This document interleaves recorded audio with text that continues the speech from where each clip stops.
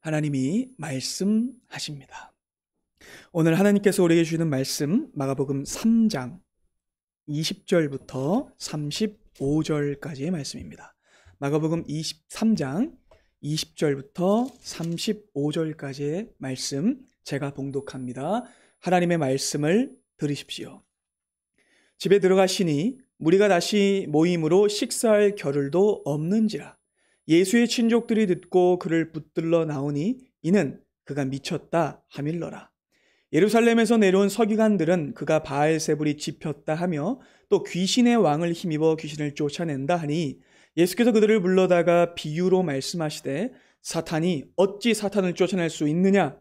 또 만일 나라가 스스로 분쟁하면 그 나라가 설 수 없고 만일 집이 스스로 분쟁하면 그 집이 설 수 없고 만일 사탄이 자기를 거슬러 일어나 분쟁하면 설 수 없고 망하느니라.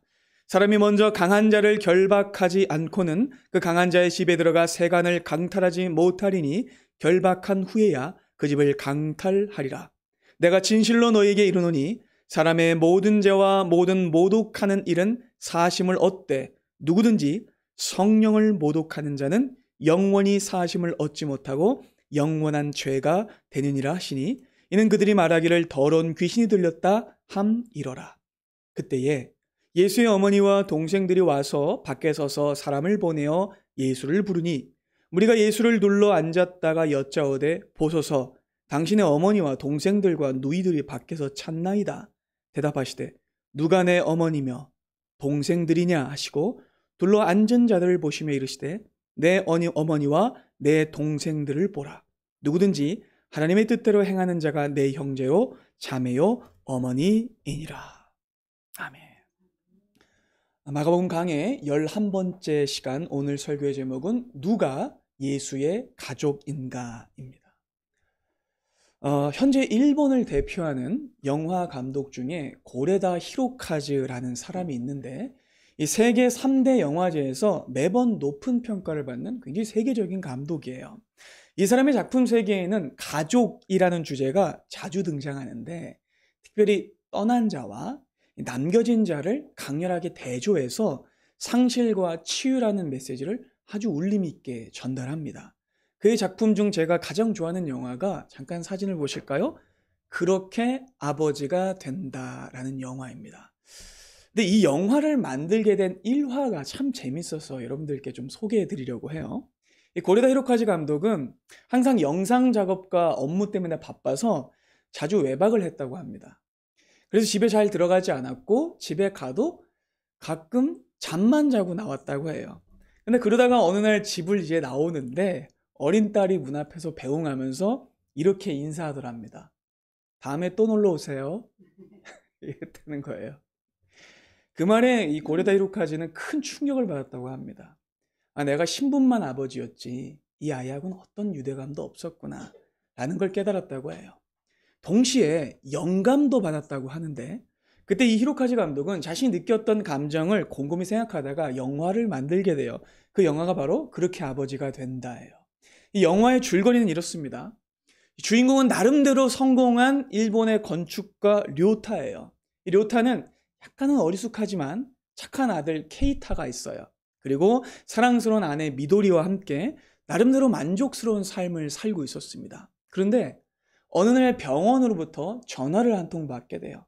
그리고 그 전화를 받고 난 뒤에 이 료타의 인생이 송두리째 흔들립니다. 전화의 내용은 이렇습니다. 지난 6년간 키워온 아들 케이타가 자기의 친자가 아니라는 거예요.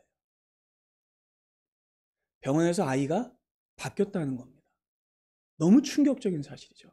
근데 실제로 몇십 년 전에 일본 사회에는 이런 일들이 왕왕 있었다고 해요. 이 료타는 충격을 받았지만 어쨌든 이 친자를 만나야 했고 또 지금까지 키워왔던 케이타의 친부모를 만나야 했기 때문에 병원의 이 도움을 입어서 상대편 가족들을 만나게 됩니다.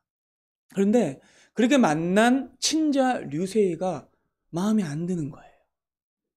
행동거지나 습관 하나하나가 마음에 안 들고 굉장히 거슬려요.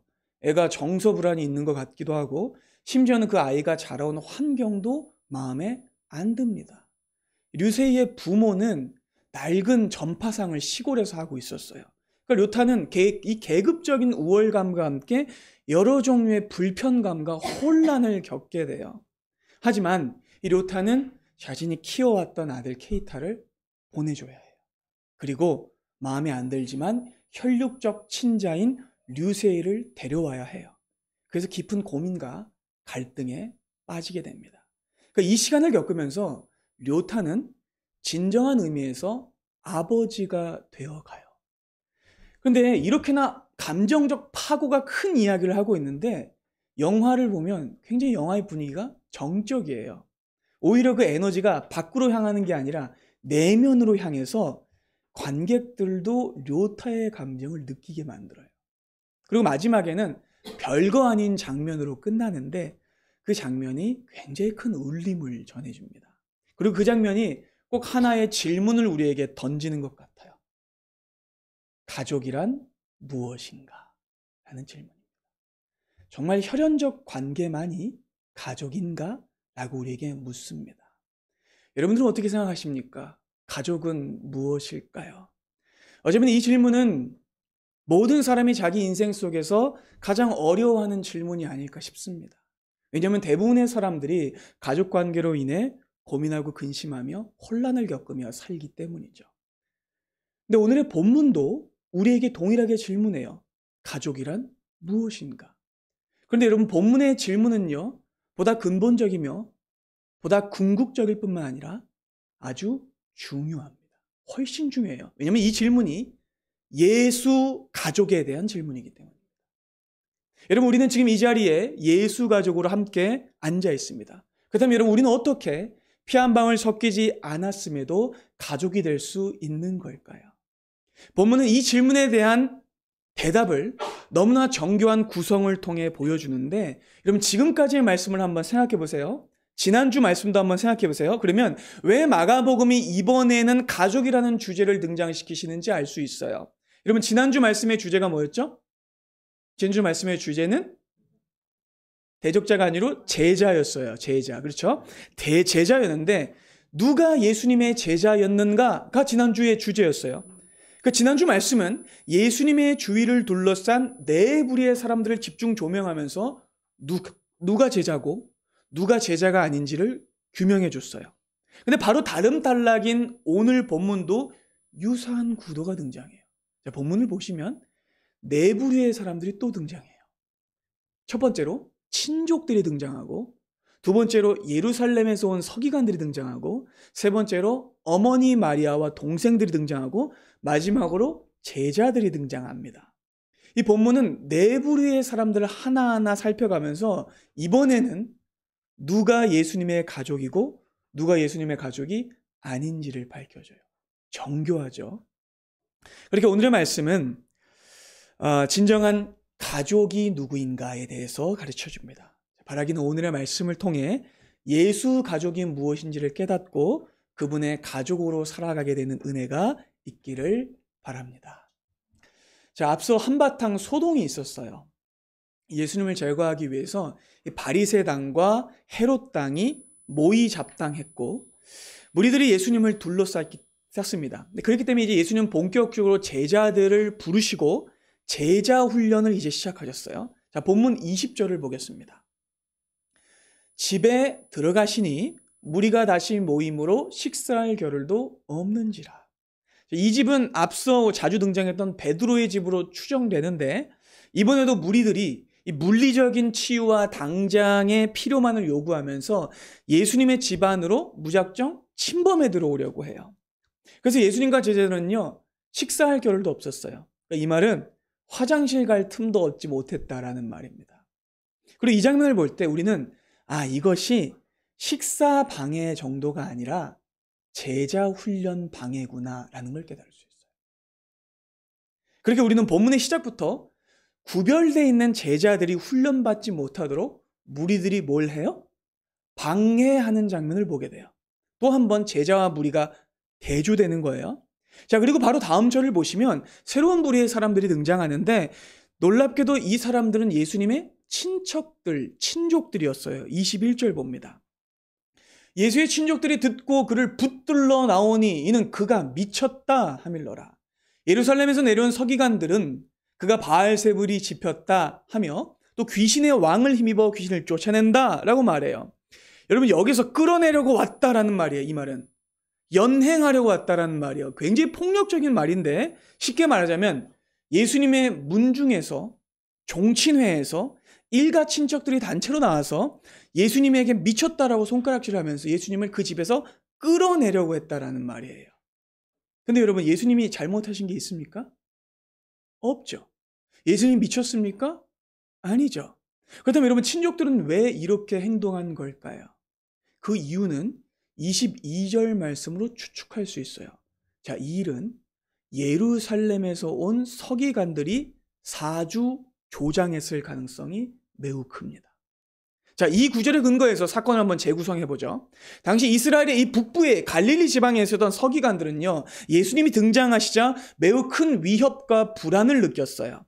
자, 그들은 갈릴리를 종교, 정치, 사회적으로 지배하고 있었던 사람들이었는데 갑자기 등장하신 예수님이 자신들이 정해놓은 규칙을 깨뜨리시는 거예요.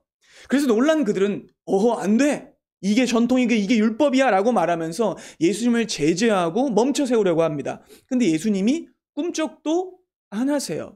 아니, 오히려 생각지도 못했던 말씀을 하시면서 그들을 호되게 야단치세요. 그러니까 평생 누구한테도 이런 대우를 받아보지 않았던 서기관들은요, 분노해서 막 부들부들 떱니다. 하지만 아무리 자기들이 이 짱구를 모아서 작당을 해봐도 예수님을 이길 수가 없는 거예요. 그래서 결국 갈릴리에 있는 서기관들은요, 본청에다가 연락을 합니다. 어딜까요? 예루살렘의 사내들인 공회입니다.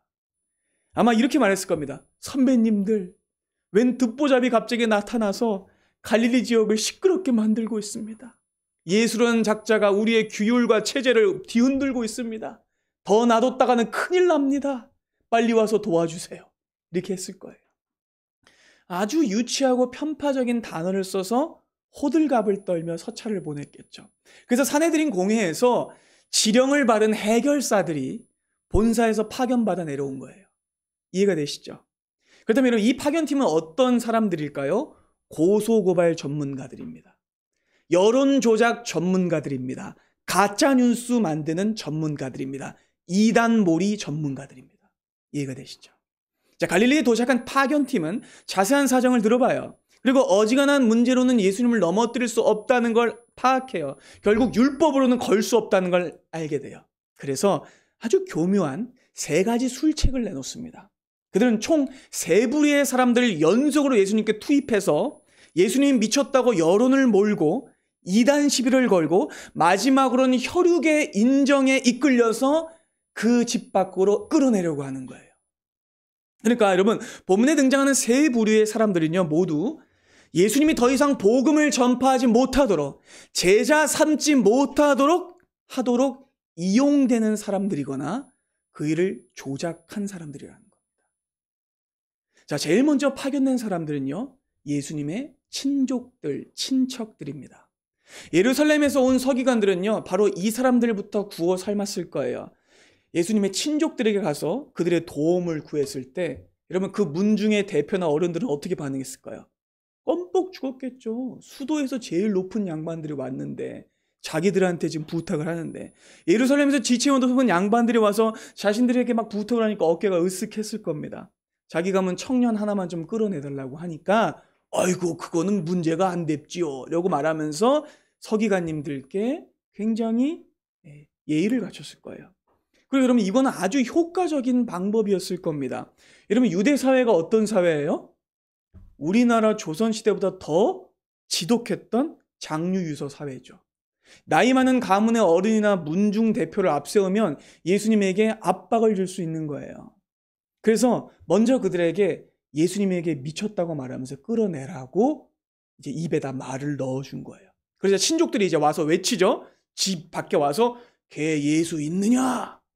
너는 미쳤다. 우리 가문의 명예를 고만 더럽히고 나와라. 이렇게 말하는 거예요. 근데 이렇게 말하고 나자 연이어 바로 이연타가 들어옵니다. 서기관들이 이렇게 소리쳐요. 맞습니다. 저 예수란 작자는 귀신의 왕을 힘입어 귀신을 내쫓는 자입니다. 멈춰 세워야 합니다. 라고 말한 거예요. 자, 두 집단이 정신없이 연속으로 몰아치면서 분위기를 몰아가죠. 자, 근데 여러분, 저들이 내놓은 혐의가 뭐예요? 예수님이 귀신이 들려서 귀신을 내쫓는다예요. 근데 여러분, 이 말을 자세히 살펴보면 얼마나 비논리적이고 유치한 말장난인지를 알 수 있어요. 자, 저들이 말하는 심각한 어폐가 있습니다. 자, 귀신을 내쫓는 예수님의 권능은 인정하면서 그 권능이 귀신에게 나왔다라는 말은 앞뒤가 안 맞는 말이에요. 게다가 이들의 말에는 또 치명적인 빈틈이 있는데, 서기관들은 의도하지 않았지만 예수님이 귀신을 내쫓았다는 걸 인정하고 있어요. 그렇죠? 그리고 또 한 가지 굉장히 찌질한 면도 있는데, 그건 뭐냐면 예수님이 지금까지 사람을 고치신 거는 한마디도 안 해요. 그렇죠? 오직 뭐만 가지고 공격해요? 귀신을 내쫓아놨다는 것만 공격하는 거예요. 근데 여러분, 생각해 봅시다. 귀신을 내쫓는 것은요, 하나님의 일입니다. 그렇죠? 누구도 흉내낼 수 없는 신적 능력이며 메시아의 확실한 표징이에요. 그렇기 때문에 당시 많은 사람들이 예수님을 따랐던 거죠. 하지만 대적자들은 어떻게든 예수님을 흠집내고 싶어 했고, 예수님이 메시아라서가 아니라 귀신에 사로잡혔기 때문에 저런 일을 행하는 거라고 억지 주장으로 지금 세우고 있는 거예요. 근데 여러분, 이 약간 말을 들어보면 약간 아리까리하기도 해요. 귀신의 힘을 힘입어서 귀신을 내쫓는다라고 아리까리할 수 있는데, 이 말을 어떻게 하면 효과적으로 할 수 있냐? 여러 명이 소리치면 효과적이 되는 거예요. 왜? 목소리 큰 사람이 이기니까. 그런데 여러분, 예수님은요, 저들의 말에 아주 침착하고 논리 정연한 말씀으로 대답하십니다. 23절부터 보시죠. 예수께서 그들을 불러다가 비유로 말씀하십니다. 사탄이 어찌 사탄을 쫓아낼 수 있느냐? 또 만일 나라가 스스로 분쟁하면 그 나라가 설 수 없고, 만일 집이 스스로 분쟁하면 그 집이 설 수 없고, 만일 사탄이 자기를 거슬러 일어나 분쟁하면 설 수 없고 망하느니라. 사람이 먼저 강한 자를 결박하지 않고는 그 강한 자의 집에 들어가 세간을 강탈하지 못하리니 결박한 후에야 그 집을 강탈하리라. 자, 여러분, 예수님은요, 아주 간단한 말씀으로 저들의 헛소리에 반박하시는데, 예수님은 저들의 고소에 역순으로 대답하세요. 자, 정리해 볼까요? 대적자들은 이렇게 말합니다. 당신은 바알세불의 능력으로 행합니다. 당신은 귀신의 왕을 힘입어 쫓아냅니다. 라고 말했던 예수님이 대답하십니다. 사탄이 사탄을 쫓아내지 않는다. 나는 성령을 힘입어 귀신을 쫓아낸다. 라고 말씀하세요. 여러분, 보세요. 굉장히 중요한 진리가 본문 안에 기록되어 있는데, 헛소리는 아무리 설득력 있게 해도 헛소리예요. 그렇죠? 시쳇말 한 번만 쓰겠습니다. 개소리는 아무리 공들여도 해도 개소리예요. 여러분, 예수님이 하신 말씀 안에는요, 놀라운 진리가 숨겨져 있는데, 예수님의 오심으로 사탄이 쫓겨났다라는 거예요. 예수님이 새 주인으로 이 땅에 오셨다라는 겁니다. 예수님이 오셨기 때문에 옛 주인이었던 사탄이 쫓겨났다라는 거예요. 그러니까 이 말씀은 예수님이 오심으로 사탄의 통치가 끝났고 그가 결박되었으며 이제 성령의 통치가 시작되었다라는 말씀인 겁니다. 그리고 여러분, 이 말씀에 예수님은 하시면서 자신이 굉장히 모욕당하고 있는 것에 분노하셨어요. 28절 보시죠. 내가 진실로 너에게 이르노니 사람의 모든 죄와 모든 모독한 일은 사심을 얻지만 누구든지 성령을 모욕하는 자는 영원히 사심을 얻지 못함으로 영원한 죄가 되느니라 라고 말씀하시죠. 성령이 하시는 일을 모욕하면 용서받지 못한답니다. 여러분, 그리고 이 말씀을 통해 저들의 정체가 드러나는 거죠. 저들이야말로 하나님의 대적이며 귀신들의 졸개입니다. 보세요, 여러분. 예수님은요, 뭐 하고 계셨습니까? 제자들을 훈련시키고 계셨고, 제자들을 가르치고 계셨고, 성령의 능력을 행하고 계셨습니다. 근데 저들은 뭐 하고 있었어요? 모의작당하고 있었고, 죽이는 일을 계획하고 있었으며, 사람을 속이고 성령을 대적하고 있었어요. 그러니까 저들은 귀신을 내쫓기는커녕 귀신 내쫓는 분을 귀신으로 모는 일을 하고 있었어요. 그렇게 여러분, 연이어 등장한 두 개의 부류의 정체가 드러나죠. 그들의 말과 겉모습은 달랐지만 목적은 같았습니다. 예수님을 반대하는 겁니다. 예수님을 저항하는 겁니다. 예수님을 완전히 남으로 생각하는 겁니다. 그리고 그러면 이 장면에서 아주 중요한 구도가 등장하는데 밖에 있는 이 두 집단 모두가 예수님께 가까이 오지는 않는다는 거예요. 솔직히 가까운 곳으로 치면 누가 제일 가까워요? 친족들이 가깝습니다. 또 가까운 곳으로 치면 예루살렘에 있는 서기관들이 더 가까워요. 왜냐하면 서기관들은 레위 지파 출신이거든요. 하나님께 더 가까운 사람들은 레위 지파 사람들입니다. 그렇죠? 근데 여러분 이 누구들도 예수님께 가까이 오지 않아요. 아이러니합니다. 예수님과 정말 가깝다고 말할 수 있는 사람들이, 가족 같다고 말할 수 있는 사람들이 더 멀리 떨어져 있고 집 밖에 있는 거예요. 그러니까 여러분 친척들도 예수님의 제자가 아닌 것이고 예루살렘에서 온 서기관들과 레위 지파들도 예수님의 제자가 아닌 거예요. 둘 다 내부인이 아닙니다. 둘 다 가족이 아닌 거예요. 이 두 부류는요, 물리적으로만 바꾸는 것이 아니라 영적으로도 예수님 밖에 있는 자들이에요. 결국 앞선 두 번의 계획이 실패로 돌아가죠. 예수님의 대답은 명쾌했고 대적자들의 말은 박살났으며 계획이 수포로 돌아갑니다. 하지만 저들이 준비한 마지막 한 발이 있었어요. 최후의 한 발. 31절 보겠습니다. 그때 예수님의 어머니와 동생들을 투입시키는 거예요.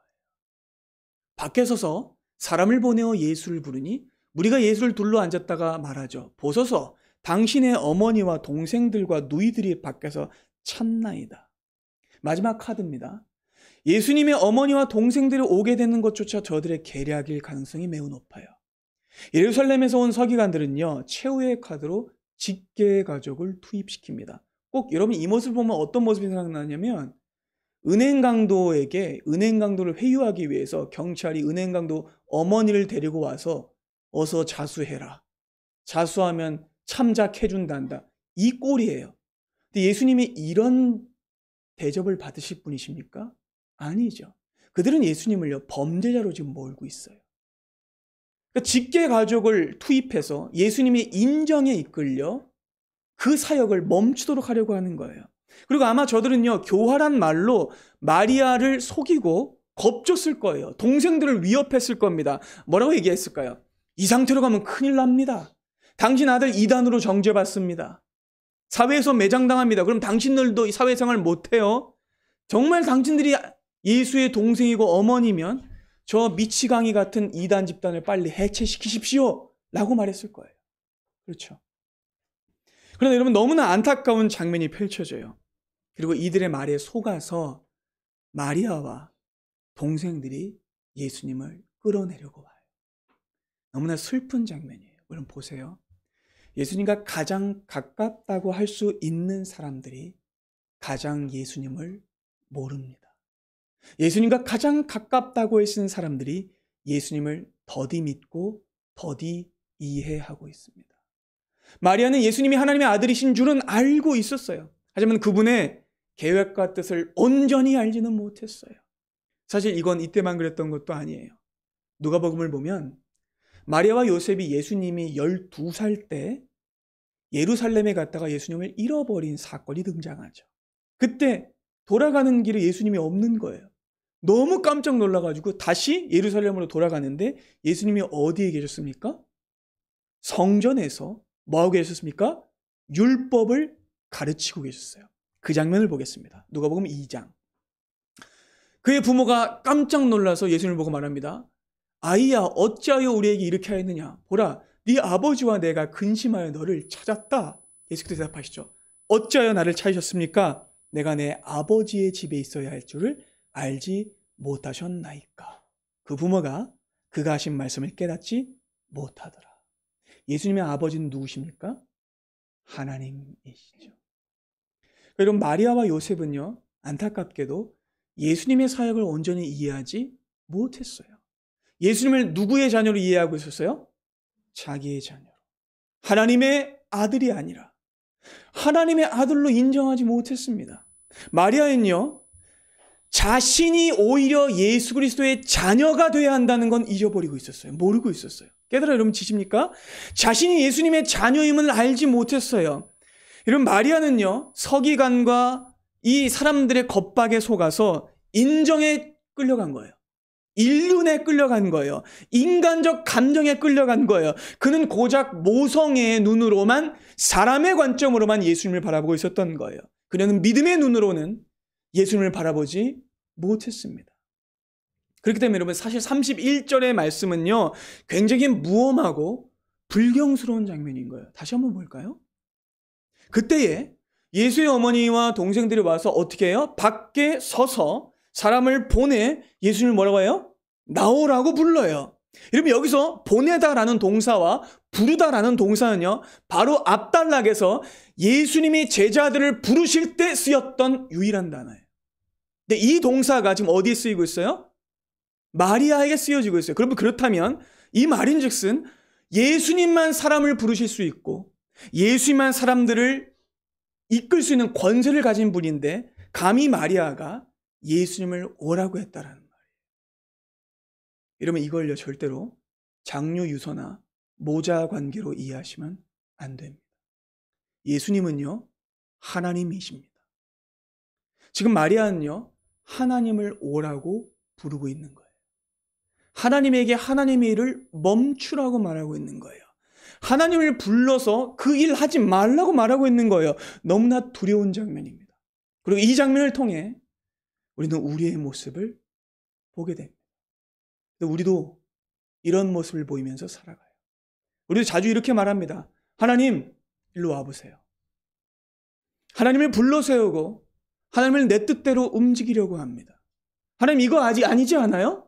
하나님 잘못하고 계신 거죠? 사람들이 싫어하고 거부하잖아요. 왜 그렇게 하시는 거예요? 하나님이 잘못하고 계신 것 같아요. 하나님 지금 거기서 뭐하고 계신 거예요? 이리 와보세요. 라고 말하면서 신앙생활 하는 것이 우리의 모습입니다. 우리도 하나님의 중심으로 생각하지 않고 예수 중심으로 생각하지 않습니다. 우리도 사람들이 말하는 대로 하나님을 오해하고 대세와 풍조에 따라 생각하고 내 입장으로 하나님을 판단하고 불러 세웁니다. 그러나 절대로 그렇게 해서는 안 됩니다. 그래서 예수님이 이렇게 말씀하시는 거죠. 33절부터 봅니다. 누가 내 어머니며 동생들이냐? 그리고 둘러 앉은 자들을 보시면서 말하시죠. 내 어머니와 내 동생들이 여기 있다. 누구든지 하나님의 뜻대로 행하는 자가 내 형제요 자매요 어머니이니라. 그럼 이 말씀을 오해하시면 안 됩니다. 예수님을 매몰차고 비정하고 싸늘하게 대답하는 분으로 이해하시면 안 돼요. 온정주의적인 태도로 효의 관점으로 예수님을 바라보시면 안 됩니다. 예수님은 구원자이시며 하나님의 본체이십니다. 예수님은 육체의 어머니인 마리아와 육체의 동생들을 거부하지 않으세요. 아니, 오히려 그들이 오해하고 있는 세상의 질서와 세상의 개념들을 뒤엎어 진정한 기준이 자신에게 있다고 말씀해 주세요. 진정한 가족의 기준을 잡아주시는 겁니다. 지금 상황은 사실 마리아와 동생들이 혼나야 하는 상황이에요. 왜냐하면 지금 그들이 하나님의 일을 방해하고 있기 때문입니다. 그들도 똑같이 성령을 회방하고 있기 때문입니다. 여러분, 지금 예수님은요 어떤 일을 하고 계세요? 삼위일체 안에서 일을 하고 계시고 하나님의 명령을 받아 성령의 능력으로 가르치고 계세요. 그리고 많은 사람들에게 복음을 전하고 귀신을 내쫓으며 하나님의 나라가 여기에 왔다라는 걸 선포하고 계십니다. 그러나 썩어 빠진 거짓 율법 전통에 갇혀있는 그들이 예수님을 오해하고 있는 거예요. 그들은 가족이라는 다만 혈육적인 관계에 의지해서 사람의 관점에만 의지해서 대적자들의 계략에 속아 오히려 가장 가깝다는 사람이 예수님을 방해하고 있는 현실이라는 겁니다. 그리고 이것이 정말로 위험한 이유는 그들이 예수님이 가신 십자가의 길을 가로막고 있기 때문입니다. 예수님의 길을 가로막은 건 베드로만이 아니었어요. 마리아와 동생들도 예수님이 가신 십자가의 길을 가로막았습니다. 너무나 가슴 아프게도 혈육적으로 가족이라는 사람들이 오히려 하나님의 일을 방해하고 있었다는 겁니다. 여러분, 이렇게 본문은요 지난 말씀에 이어 우리에게 매우 중요한 질문을 우리에게 던져줘요. 여러분, 지난 시간에 생각해 보세요. 예수님을 따라온다고 다 제자였나요? 아닙니다. 그들은 무리였죠. 예수님과 당장 같이 있는다고 제자였나요? 아니에요. 가룟 유다도 그 모임 안에 있었습니다. 가룟 유다도 예수님의 신적 능력을 가장 많이 봤어요. 그러나 그는 스스로 제자됨을 포기해버리고 말았습니다. 그는 제 곳으로 떠나버리고 말았고 생명과 구원의 길을 떠났습니다. 여러분, 제자는 어떤 사람입니까? 제자는 예수님과 끝까지 함께 있는 자가 제자이며 예수께서 보내신 명령대로 살아가는 자가 제자입니다. 이 진리가 오늘의 본문을 통해 또 한 번 확장되죠. 여러분, 예수님의 가족은 누구입니까? 예수님의 가족은 어떤 사람입니까? 혈연으로 묶여있는 사람입니까? 교회를 오래 다닌 사람입니까? 직분을 받은 사람입니까? 아니요. 그렇다고 예수의 가족이 아닙니다. 아무리 직분을 받았고 신앙생활을 오래 했고 목사고 집사고 장로라고 해도 예수님의 길을 가로막고 하나님을 불러 세우며 사람들의 말에 속아 성령을 회방한다면 그 사람은 예수의 가족이 아니라 예수의 적입니다. 본문에서 등장하는 마리아의 불신앙은 뼈 아픕니다. 정말 뼈 아파요. 그녀는 예수님을 특별한 분으로 알았어요. 성령으로 잉태한 것도 알았어요. 하지만 예수님이 정확히 어떤 분이신지는 알지 못했습니다. 그녀는 서기관들의 회유와 겁박과 억지 주장에 속아 예수님을 뭐로 생각했어요? 고작 자기의 아들, 요셉의 아들. 그런데 여러분, 예수님은요, 고작 요셉의 아들이 아니십니다. 예수님은요, 이 땅에 있는 모든 가족 관계를 정리하고 혼자 가족 관계의 기준이 되는 분이십니다.